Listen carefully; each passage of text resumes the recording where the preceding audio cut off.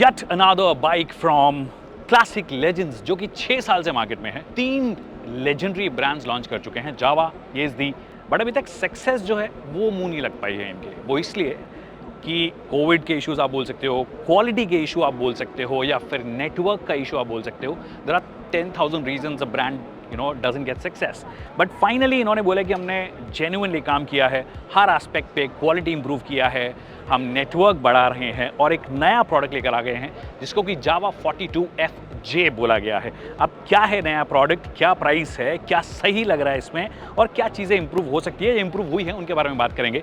नमस्कार, खमागणी दिव्य सज्जनों, मेरा नाम है विकास योगी, आप देख रहे हैं ऑटो योगी और आज हम बात करेंगे the brand new Java 42FJ।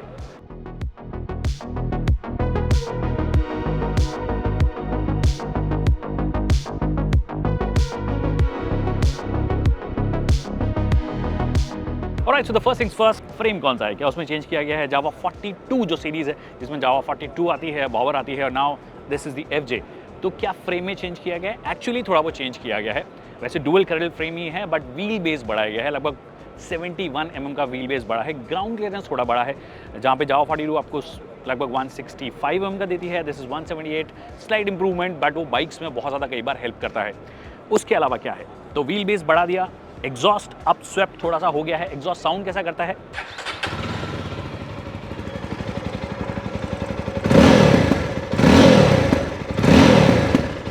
Engine जो है दैट्स द बिग चेंज।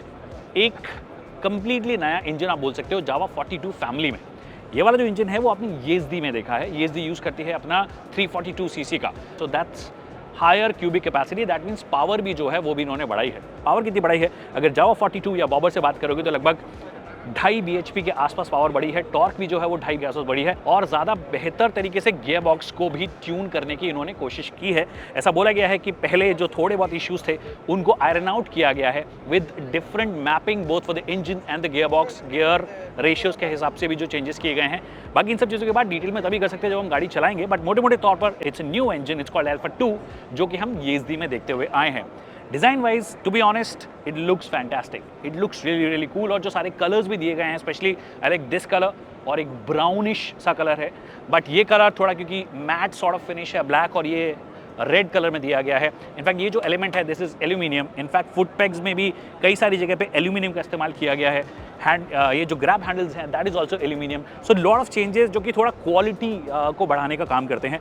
तो एल्यूमिनियम का इस्तेमाल प्लस ज़्यादा बेटर फिट एंड फिनिश अभी भी कुछ कुछ जगह पे थोड़ा बहुत रह गया है, बट अगर मैं जावा और येज़दी इनिशियल जनरेशंस की बात करूं उनसे डेफिनेटली काफ़ी इंप्रूव लगती है। Quality wise I must appreciate कि इन्होंने मेहनत की है, क्योंकि अगर आप जिस गेम में जा रहे हो where in Royal Enfield basically owns the entire space और बाकी सब आगे पीछे कोशिश ही कर रहे हैं, कोई आसपास में भी नहीं है।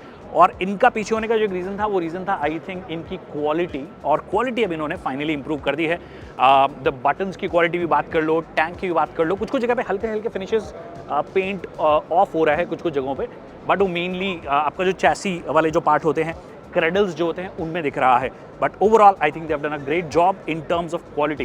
तो सस्पेंशन उसमें भी चेंजेस किए गए हैं, है अभी भी टेलीस्कोपिक ही, जो जनरली हम क्लासिक मोटरसाइकिल्स में देखते हैं। रॉयल एनफील्ड भी अपनी बहुत सारी मोटरसाइकिल्स में देखता है। USD is not a thing at least in the classic space. थोड़ी महंगी मोटरसाइकिल्स में आता है, बट अच्छी बात यह है थोड़े वाइडर हुए हैं। 41 डायमीटर हुआ है, पहले 35 डायमीटर का था, so it's beefier in that sense.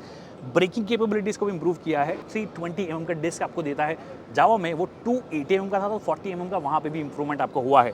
So बीफियर suspension, travel भी इनफैक्ट थोड़ा सा बड़ा है, लगभग 135 mm का ट्रैवल है, which is nice. Ground clearance plus suspension travel will help you कि आप जब थोड़े ख़राब रास्ते पे भी जा रहे हो तो आपको थोड़ा सा कॉन्फिडेंस देगी। कर्व वेट मुझे एक्चुअली नहीं पता, बट इस कई सारे चेंजेस करने से डेफिनेटली कर्व वेट बढ़ा होगा पुराने वाले से, बट कितना है एग्जैक्ट अगर मुझे पता पड़ जाएगा तो मैं यहाँ पे क्लियरली मेंशन कर दूंगा, but this is what it is. अभी बात कर लेते हैं सीट की। सबसे पहले सीट हाइट 790 mm, तो मेरे जितना हाइट का भी बंदा होगा तो चला लेगा। इसके जैसा होगा तो मोड़ने पड़ेंगे पाँव 790 mm में, वो आगे बैठूंगा तो पता चलेगा, हाँ पीछे तो। ऑलराइट, तो मेरी हाइट 5'6" है, इनकी हाइट 6'1" है, काफ़ी डिफरेंस है। पर एज में मैं बड़ा हूँ उम्र एक्सपीरियंस में बड़ा हूँ, बट एनीवे बात करते हैं बाइक की। तो सीट जो है वो एक्चुअली कुशनिंग थोड़ी सी अलग लग रही है, इनफैक्ट सीट ओवरऑल अलग लग रही है जावा 42 से और बॉबर से। बॉबर में तो सिंगल सीट ही आती है, what do you think? Yes, seat comfort वाली जो जावा आती थी उससे काफ़ी अच्छा है।